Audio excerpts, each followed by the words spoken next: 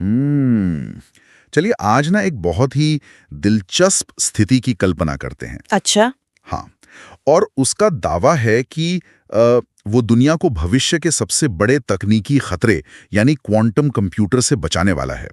App का कहना है कि ये एक ग्लोबल डिफेंस नेटवर्क है। बाप रे, सुनने में तो किसी हॉलीवुड की साई-फाई फिल्म की कहानी लग रही है। बिल्कुल, और इसमें आर्टिफिशियल इंटेलिजेंस का इस्तेमाल भी हो रहा है। लेकिन जब कोई इस ऐप को डाउनलोड करने के बाद इसके बारीक अक्षरों को पढ़ता है ना, मतलब जो ऐप स्टोर का फाइन प्रिंट होता है, हाँ, जो कोई नहीं पढ़ता। एग्जैक्टली, जब उसे ध्यान से पढ़ते हैं तो पता चलता है कि ये असल में सिर्फ एक डिजिटल पंच कार्ड या हाजिरी लगाने वाला सिस्टम है। ओ, तो मतलब सिर्फ अटेंडेंस लगाओ। बस अब सवाल ये उठता है कि मार्केटिंग के इतने बड़े बड़े दावों और इस जमीनी हकीकत के बीच इतनी बड़ी खाई क्यों है? और आज के हमारे इस गहन विश्लेषण, इस डीप डाइव का मिशन बिल्कुल यही सच्चाई जानना है। बिल्कुल। हम बात कर रहे हैं माइटियर यूनिवर्स के। हमारे पास जानकारी के कई अलग अलग स्रोत हैं जी, और इस पूरे माजरे को समझने के लिए हमारे पास एक तरफ तो माइटियर का अपना आधिकारिक व्हाइट पेपर और उनकी वेबसाइट है, जो डिजिटल सुरक्षा के भविष्य के बहुत ही सुनहरे सपने दिखा रही है। हाँ, सपने तो बहुत बड़े हैं। और दूसरी तरफ सैवेज रिव्यूज नाम की यूट्यूब चैनल का एक बेहद तीखा आलोचक वीडियो भी है। राइट, मैंने देखा वो वीडियो। वो इस पूरे प्रोजेक्ट को सिरे से एक धोखा बता रहा है।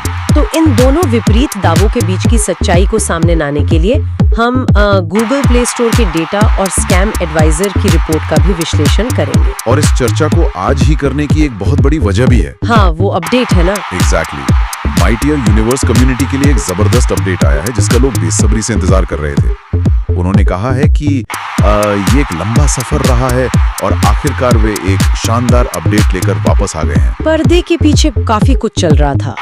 हाँ, उनका दावा है कि पर्दे के पीछे वे चुपचाप काम कर रहे थे, नई नई चीजें बना रहे थे, और अब KYC वेरिफिकेशन अप्रैल 2026 में शुरू हो रहा है। अच्छा, तो अप्रैल 2026 में ये काफी बड़ा कदम है। बिल्कुल, वे कह रहे हैं कि ये सिर्फ एक छोटा सा कदम नहीं है, ये एक ऐसे पारदर्शी, सुरक्षित और निष्पक्ष इकोसिस्टम की मजबूत नींव है जहां हर सदस्य की अहमियत है। सुनने में तो काफी अच्छा लग रहा है। उन्होंने अपने सभी समर्थकों का शुक्रिया भी अदा किया है जिन्होंने इतने सब्र से इंतजार किया। मतलब उनका कहना है कि माइटियर यूनिवर्स का अगला अध्याय अब आधिकारिक तौर पर शुरू हो रहा है और ये सचमुच यादगार होने वाला है। वाकई तकनीकी और रणनीतिक दोनों ही नजरों से ये अपडेट बहुत ही महत्वपूर्ण समय पर आया है। वो कैसे?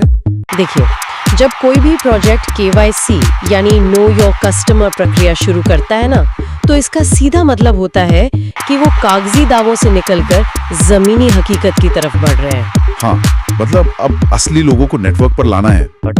लेकिन किसी के लिए भी अपनी असली पहचान सौंपने से पहले ये समझना बहुत जरूरी है कि वो ऐप असल में कर क्या रहा है। सही बात है। तो चलिए इसे थोड़ा आसान भाषा में समझते हैं।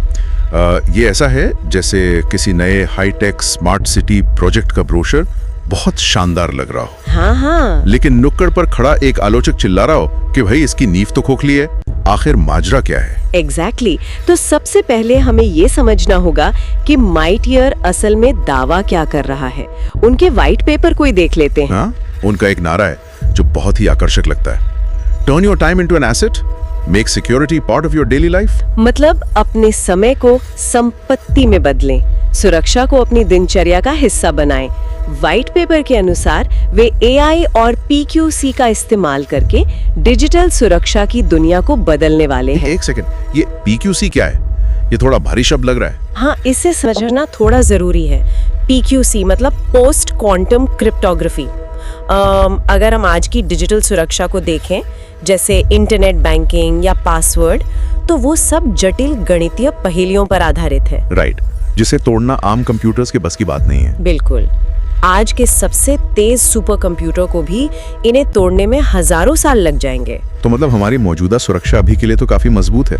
लेकिन क्वांटम कंप्यूटिंग इस खेल को कैसे बदल रही है? क्योंकि क्वांटम कंप्यूटर्स सामान्य बाइनरी सिस्टम पर काम नहीं करते, वे क्यूबिट्स का इस्तेमाल करते हैं। ओहो, जिससे उनकी कैलकुलेशन स्पीड करोड़ों गुना बढ़ जाती है ना? सही कहा। तो भविष्य में ये क्वांटम कंप्यूटर्स आज की उन गणितीय पहेलियों को महज कुछ सेकंडों में सुलझा लेंगे। बाप रे। हाँ, तो आज का पूरा डिजिटल सिक्योरिटी ढांचा खतरे में पड़ सकता है। माइटियर दावा करता है कि वे इसी क्वांटम खतरे से बचने के लिए एक नया नेटवर्क तैयार कर रहे हैं। और उनके रोड मैप के हिसाब से चीजें आगे बढ़ भी रही हैं। 2026 के शुरुआत में उनका टेस्टनेट लाइव हो चुका है और इसी साल के अंत में यानी Q4 में उनका मेन नेट लॉन्च होने वाला है। बिल्कुल। लेकिन यहीं पर मुझे थोड़ा रुक कर सवाल पूछना है। मतलब ये AI और क्वांटम रेजिस्टेंट जैसे शब्द सुनने में बहुत भारी लगते हैं। हाँ, वो तो है। क्या सच में ऐसा मुमकिन है कि आम लोग अपनी जेब में रखे एक साधारण से फोन से ग्लोबल सिक्योरिटी में योगदान दे रहे हो, या ये सिर्फ लोगों को फंसाने के लिए मार्केटिंग की कोई चाल है? देखिए, ये संदेह एकदम स्वाभाविक है। मैं मानती हूँ कि सिद्धांत रूप में सामूहिक बुद्धिमत्ता या डिसेंट्रलाइज नेटवर्क का ये विचार बहुत अच्छा लगता है। हाँ, कि छोटे छोटे डिवाइस मिलकर बड़ा नेटवर्क बना ले। एग्जैक्टली। लेकिन जब बात व्यावहारिक रूप से इसे लागू करने की आती है ना, तो बहुत सी तकनीकी रुकावटें सामने आती हैं। जैसे कि प्रोसेसिंग पावर। हाँ, एक स्मार्टफोन की प्रोसेसिंग पावर इतनी सीमित होती है कि वो क्वांटम स्तर की गणनाओं में सीधे तौर पर शायद ही कोई बड़ा योगदान दे सके। और यहीं से तस्वीर का दूसरा पहलू सामने आता है। इंटरनेट पर कुछ लोग इसे एक बहुत बड़ा धोखा बता रहे हैं। राइट। वो सैवेज रिव्यूज वाला वीडियो, उस समीक्षक ने तो माइटियर को सीधे तौर पर एक क्लाउड माइनिंग स्कैम ही कह दिया। जी, और उस वीडियो में जो आरोप लगाए गए ना, वे बहुत ही गंभीर है। उसका सबसे बड़ा तर्क ये है कि माइटियर उसी पुराने पिरामिड स्कीम वाले फॉर्मूले पर काम कर रहा है। पिरामिड स्कीम मतलब वो रेफरल वाला सिस्टम? बिल्कुल, जैसे साइन अप करते ही 9000 फ्री टोकन दे देना और फिर नए लोगों को जोड़ने पर भारी बोनस देना। हाँ, और समीक्षक का ये भी कहना था कि जो असली तकनीकी माइनिंग कंपनियां होती हैं, उन्हें ऐसे आक्रामक रेफरल प्रोग्राम की जरूरत ही नहीं होती। सही बात है, क्योंकि उनकी कमाई उनके हार्डवेयर की असली माइनिंग से होती है, नए लोगों को फंसाने से नहीं। तो क्या इसका कोई पुराना इतिहास भी रहा है ऐसे स्कैम्स का? बहुत लंबा इतिहास है। अगर हम USD माइनर या स्टार माइनर जैसी फर्जी वेबसाइटों को देखें, USD माइनर ने तो सिर्फ 3 हफ्ते पुरानी वेबसाइट पर 3 करोड़ 60 लाख यूजर्स का दावा कर दिया था। अरे बाप रे, 3 हफ्ते में? हाँ, और स्टार माइनर ने कहा कि वे 2014 से माइनिंग कर रहे हैं, जबकि उनका डोमेन 2022 में रजिस्टर हुआ था। ये तो बहुत ही आम तरीका है ऐसे स्कैम्स का। पहले वो लोगों को मुफ्त टोकन का लालच देते हैं और जब नेटवर्क बड़ा हो जाता है तो रातों रात गायब हो जाते हैं। बिल्कुल, और समीक्षक का सबसे बड़ा तकनीकी दावा हार्डवेयर से जुड़ा है। उसका कहना है कि मोबाइल फोन के प्रोसेसर इतने कमजोर होते हैं कि उन पर क्रिप्टो माइनिंग करना असंभव है। इस हार्डवेयर वाले पॉइंट पर मैं थोड़ा और बात करना चाहूंगा। बहुत से लोगों को लगता है कि माइनिंग किसी भी कंप्यूटर पे हो सकती है। हाँ, ये एक आम गलतफहमी है। अगर मैं इसे ऐसे सोचूं, एक आम स्मार्टफोन एक स्विस आर्मी नाइफ की तरह है, जो सब कर सकता है, कॉल, फोटो, इंटरनेट। राइट। लेकिन क्रिप्टो माइनिंग के लिए हमें एक ऐसी भारी मशीन चाहिए जो सिर्फ एक काम करे, जैसे कोई बड़ी इंडस्ट्रियल ड्रिल मशीन। इसी मशीन को ASIC कहते हैं ना? एग्जैक्टली। बहुत ही सटीक उदाहरण है। ASIC चिप सिर्फ एक गणितीय एल्गोरिथम को हल करने के लिए डिजाइन की जाती हैं। हाँ, एक स्विस आर्मी नाइफ से पहाड़ नहीं खोदा जा सकता। बिल्कुल नहीं। इसलिए मोबाइल फोन पर माइनिंग का दावा हमेशा शक पैदा करता है। वो समीक्षक माइटियर के शब्दों को महज बज़वर्ड सैलड कहता है। लेकिन यहाँ पर एक बहुत बड़ा विरोधाभास है। अगर फोन पर माइनिंग सच में असंभव है, तो माइटियर के ऐप को गूगल प्ले स्टोर पर 1 लाख से ज्यादा डाउनलोड्स और 4.6 स्टार की शानदार रेटिंग कैसे मिल गई? ये एक बहुत ही वैलिड पॉइंट है। मतलब गूगल तो माइनिंग एप्स को तुरंत बैन कर देता है ना? क्या गूगल एक फर्जी माइनिंग ऐप को टिकने देता? यही तो इस डीप डाइव का सबसे दिलचस्प मोड़ है, और इस सवाल का जवाब खोजने के लिए हमें ऐप स्टोर के बारीक अक्षरों को पढ़ना होगा।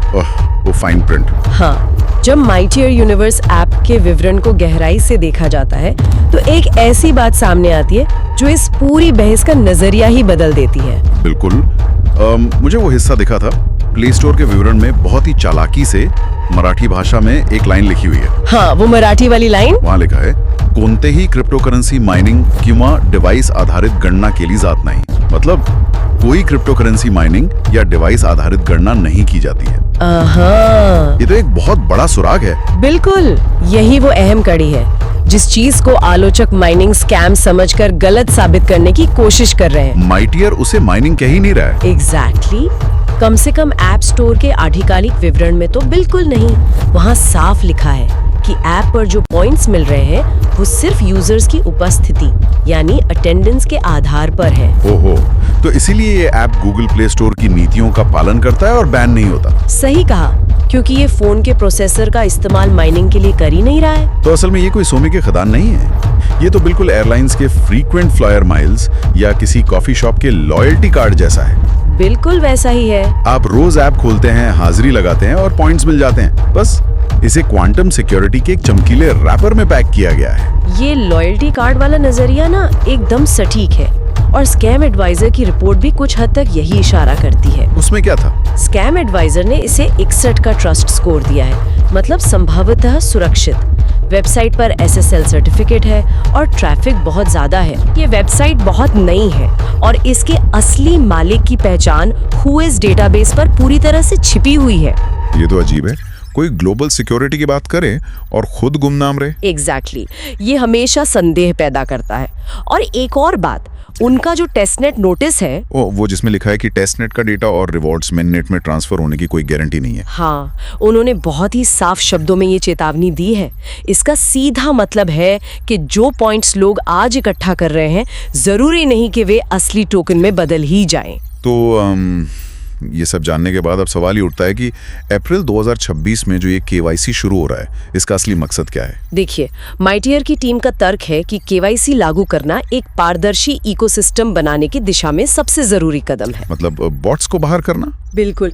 जब वे इसी साल के अंत में मेननेट लॉन्च करेंगे तो वे चाहेंगे कि नेटवर्क पर केवल असली इंसान बचेंगे। और ये भी तो है कि उनका कॉइन स्टोर एक्सचेंज के साथ पार्टनरशिप है और Q4 में लिस्टिंग होने वाली है। हाँ, और यहाँ उनकी रणनीति बहुत दिलचस्प है। वे कह रहे हैं कि ऐप के विज्ञापन आय का इस्तेमाल करके वे बाजार से अपने ही टोकन वापस खरीदेंगे और उन्हें बर्न कर देंगे। अच्छा, इसे बाय बैक और बर्न कहते हैं ना, स्टॉक मार्केट की तरह। एग्जैक्टली। इससे बाजार में टोकन की सप्लाई कम हो जाएगी और अगर डिमांड बनी रही तो कीमत बढ़ने की संभावना बढ़ जाएगी। तो मतलब जब कोई व्यक्ति अप्रैल में अपनी कीमती पहचान इस ऐप को देने जा रहा हो तो उसे क्या सोचना चाहिए? एक तरफ ये सुनहरे वादे हैं और दूसरी तरफ गुमनाम संस्थापक। यही तो सबसे बड़ा सबक है। किसी भी व्यक्ति के लिए ये जरूरी है कि वो मार्केटिंग और जमीनी हकीकत के बीच का अंतर समझे। क्या उस संस्था पर भरोसा किया जा सकता है जो अपनी पहचान छिपाए हुए है? बिल्कुल सही बात है। तो अगर इस चर्चा का सारांश निकालें तो माइटियर यूनिवर्स का ये नया अध्याय सचमुच यादगार होने वाला है। उनके समर्थकों का भरोसा ही इसे आगे ले जा रहा है। हाँ, और Q4 2026 की लिस्टिंग ये तय करेगी कि ये महज एक अटेंडेंस ऐप है या सचमुच डिजिटल सुरक्षा का भविष्य। वाकई। और इस विश्लेषण को खत्म करने से पहले मैं एक ऐसा विचार छोड़ना चाहूंगी। अगर भविष्य में क्वांटम कंप्यूटिंग से बचने के लिए सामूहिक बुद्धिमत्ता ही हमारा एकमात्र हथियार है, तो क्या हमें ग्लोबल सिक्योरिटी का ढांचा बनाने की जिम्मेदारी पूरी तरह से पारदर्शी कंपनियों को देनी चाहिए या फिर उन अज्ञात डेवलपर्स को जो गेमिफाइड एप्स के जरिए दुनिया भर का डेटा इकट्ठा कर रहे हैं? इस बारे में कोई भी सोचेगा तो हैरान रह जाएगा। बहुत ही गहरा सवाल है। क्या उस ब्रोशर पर आंख मूंदकर भरोसा कर लें या फाइन प्रिंट पढ़ें? चुनाव हमेशा अपना ही होता है। आज के इस डीप डाइव में हमारे साथ जुड़ने के लिए बहुत बहुत शुक्रिया। मिलते हैं अगली बार।